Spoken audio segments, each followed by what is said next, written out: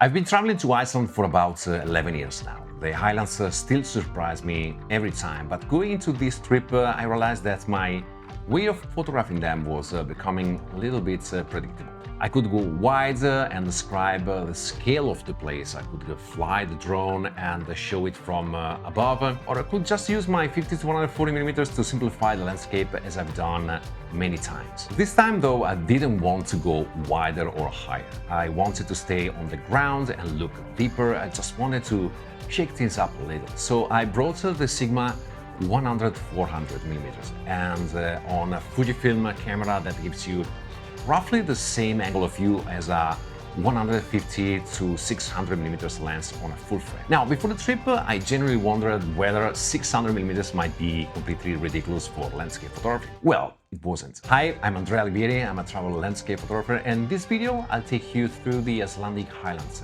share my experience with the Sigma 100-400mm telephoto lens, and show you how it changed quite a lot the way I photograph a place I've been visiting for more than a decade. Alright, before we go any further, Sigma Italia lent me this lens for the trip and I returned it when I got back. They didn't pay me or asked me to make this video and they had no input on what I'm sharing with you right now. So I was in Iceland with Sabrina leading an 8-day photography workshop through the Highlands. Two photographers joined us and we spent the trip exploring and photographing these incredible parts of the country. I had used the Fujinon 100-400mm a couple of times to photograph a surface. It was 2-3 years ago, but I never used a lens this long for landscapes. So until then, my 50 to 140mm had always covered basically the focal lengths I enjoyed working with. So this wasn't just about testing another lens. I genuinely wanted to find out whether a 100 to 400mm zoom lens could change the way I photographed a landscape I already knew very well. I shot with the lens almost every day. In all kinds of conditions, really, and then took it with me on an assignment in Rotterdam. I want to focus on what the lens was actually like to use, where it struggled, and what it allowed me to see. I shot almost everything handheld. I often kept the lens on my X-T4, even while we were driving between the locations, because interesting scenes in Iceland kept appearing along the way, a lot. At just over 1.1 kilos, it's not small and it takes up a fair amount of space in the bag, but I never found the weight difficult to manage. Together with the Fujinon 50-140 and the tiny Sigma 10-18mm lovely lens, the full kit still felt reasonable. I used it with both the X-T4 and X-T30. Of course, the X-T4 had a small advantages because it also has in-body stabilization, but in the field the difference wasn't huge. The optical stabilization in the lens was very effective, especially in strong wind. I stayed in mode 1 on the lens because mode 2 is intended more for panning and actually didn't offer much for this kind of photography. Still, technique mattered.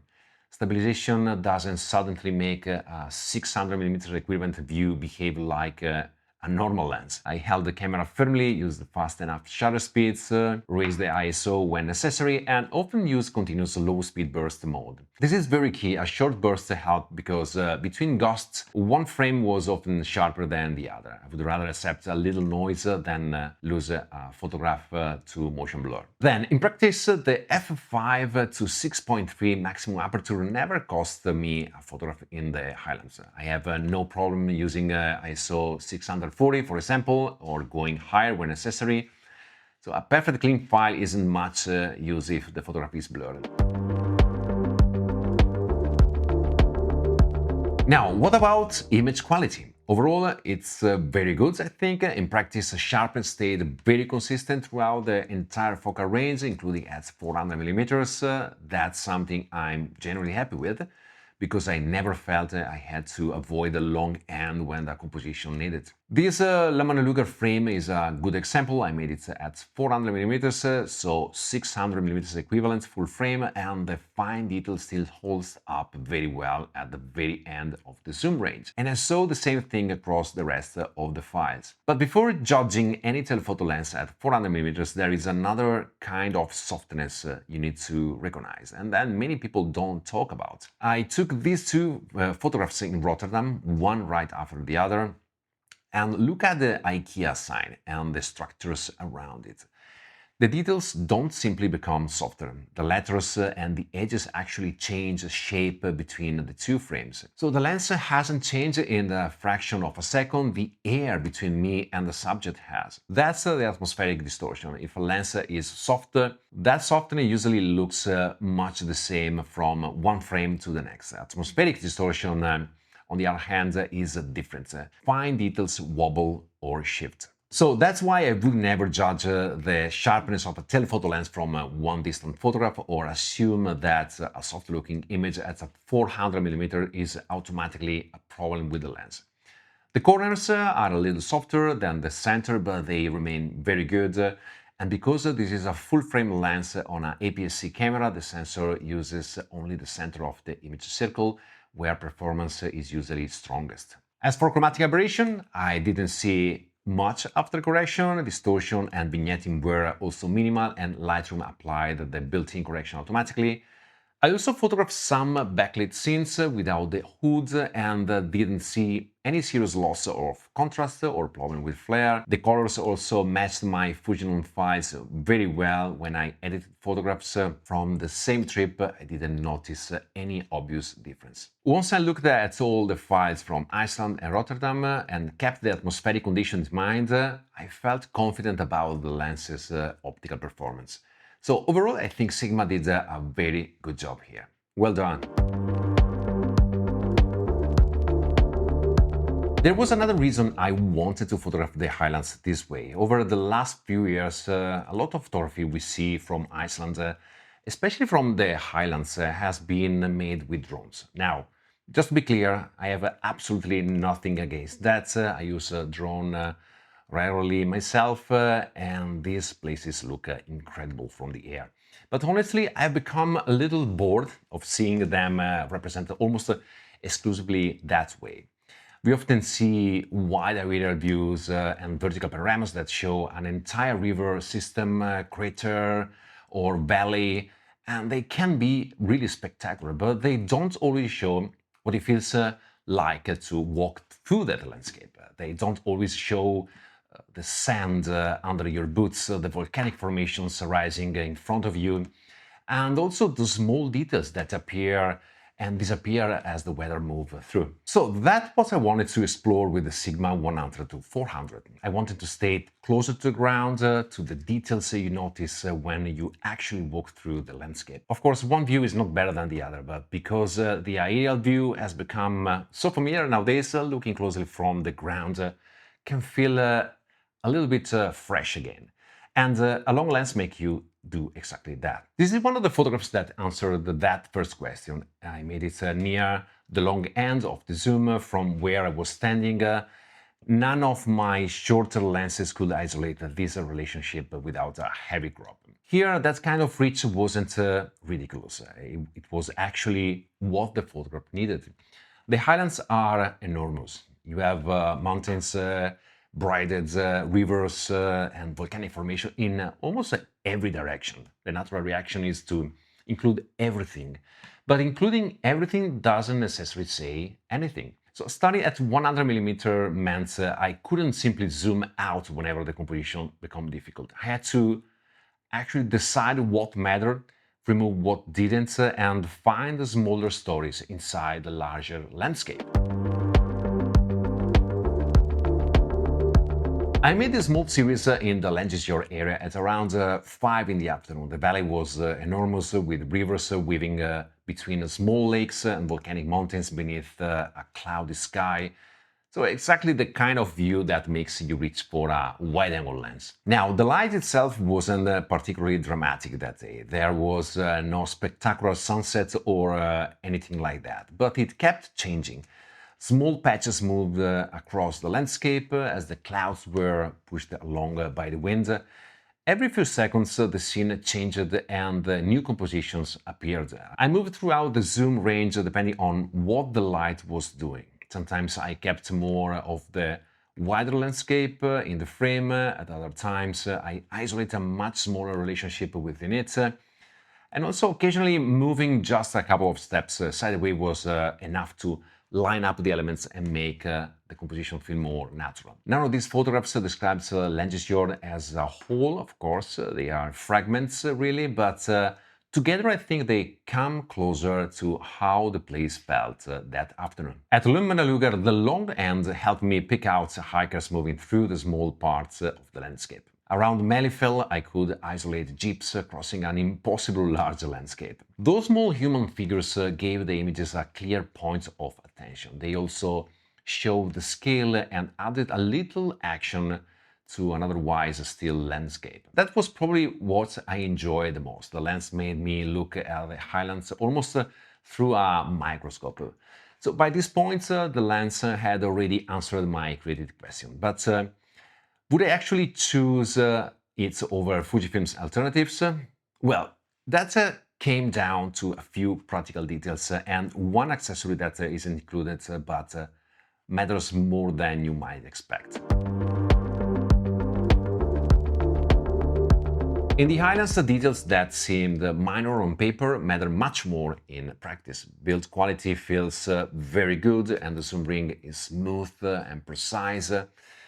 Well, the control layout, though, took a little more getting used to. The zoom turns in the opposite direction from the Fujinon 140, and the ring sits closer to the front of the lens. As I zoom in, my hand moves further forward, and my wrist ends up in a less natural position. That makes it harder to keep my elbow tucked in and support the lens properly.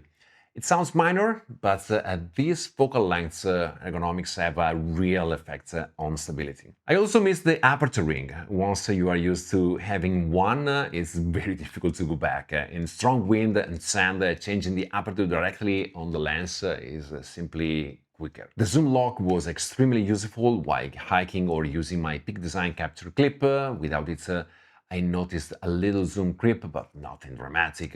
I didn't use the hood, instead I used a 67 to 82mm step-up ring with a Maven LPL polarizer to manage the reflection and add a little extra protection from spray and sand. The tripod collar is where things get a little more frustrating, not because Sigma doesn't make one, but because it's not included. The compatible TS111 has to be purchased separately. It costs well over 100 euros, which is a lot in my opinion for something that should be standard on a super telephoto lens like this. Sigma didn't provide it for this trip. I worked almost entirely handheld, so it really didn't matter. But when I wanted a tripod, I definitely missed it. Of course, you can attach the camera body directly to the tripod, but the whole setup becomes very front-heavy. It's less stable, harder to frame, rotate, and more likely to pick up vibration. Quite a lot, actually. The nice thing is that the Sigma collar has an Anaka Swiss profile built in, which is really cool. The included Fujinon collar needs an additional Anaka Swiss plates. So, even so, I think Sigma should include it. The price difference from the Fujinon becomes less convincing once you add that accessory in the equation. The weather also showed me where autofocus needed a little more attention. In normal light, autofocus was quick, accurate, and more than good enough for landscapes. When haze or sand reduced contrast, though, it struggled. I had to discard a few frames from stitching panoramas because focus had missed, although these were difficult conditions for almost any autofocus system. That was also a useful reminder that when you make a stitch panorama with a long lens, focus first and then lock it, or switch directly to manual focus before you start. Otherwise, the camera may refocus between frames. I used the continuous autofocus occasionally for tracking cars, and it was quite reliable, although my assessment is based mainly on landscapes and slow-moving subjects. Sigma adds a rubber seal around the mount, but the rest of the lens is not sealed like a native Fujifilm WR lens. It still handled wind or moisture, sand extremely well. That was reassuring, but of course a sealed mount is not the same as a fully weather-sealed lens. The closest Fujifilm alternative is the Fujinon 100-400. Now, I didn't test the Sigma and Fujinon side by side, so this is not an optical shootout. My choice comes down mostly to handling controls, weather sealing, the included color, and my previous experience with the native Fujifilm lenses. The Sigma is definitely lighter, a little more compact, and gives you almost the same focal length range. For many photographers, that alone could make it the more sensible choice. The Fujinon is heavier, but I prefer its control layout, the aperture ring, included color, and more complete weather sealing. For my work, I would probably lean towards the Fujinon because those practical details matter to me, but that doesn't mean it's better for everyone. It just fits the way I work better. A lighter alternative is the Fujinon 70-300mm. I used it in Tuscany. I have also a video review here in the channel, and I like it. At 580 grams, it's roughly half the Sigma's weight, so it's much easier to carry on long mountain hikes. I did notice though more vignetting than I wanted, and it has no tripod collar, and of course it stops at 300mm. Looking at my Iceland files, quite a few of the photographs I made with Sigma were taken beyond 300mm. Those extra 100mm were useful, but not essential most of the time. Well, I'm actually curious about your experience with this. If you use a long lens for landscapes, how often do you actually photograph beyond 300mm? Let me know in the comments. On a 40 megapixel X-T5, you can crop 300mm image quite a bit and still keep plenty of detail. That closes some of the gap. Interestingly, the limitation I felt more often wasn't the long end, it was the short end. Starting at 100mm can be too tight sometimes, especially for stitch panorama, even with the camera held vertically. So in simple terms, I would go with 70-300mm Fujinon if low weight and a wider short end matters most to you. I would choose the Sigma for its balance of reach, weight and value, although its compatible tripod collar has to be purchased separately.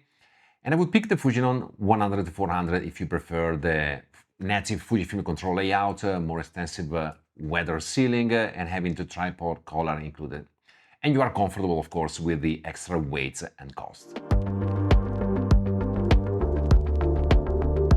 All right, so where does all of that leave the Sigma 100-400?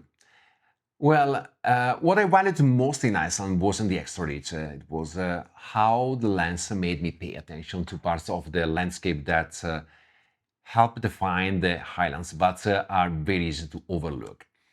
The lens is well built, manageable for its range and sharp throughout the whole zoom range, but it's a specialist tool. It makes sense if you want that extra reach and enjoy building very tight compositions.